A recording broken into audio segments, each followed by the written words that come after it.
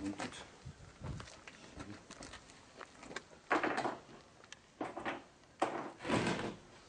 Resul abi sen kapıyı kapat.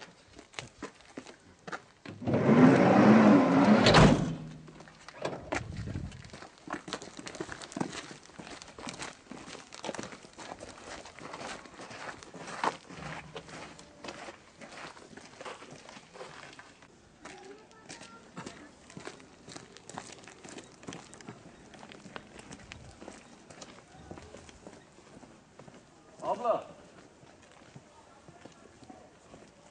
Abla.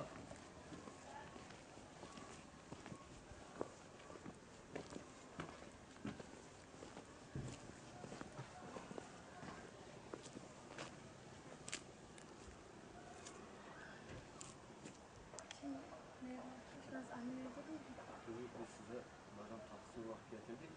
Selam söyle annene. Tepsi bir sürü alacağız abi. Tepsi emanettir. Hadi Allah'a emanet. Kapıyı çalın evdediler.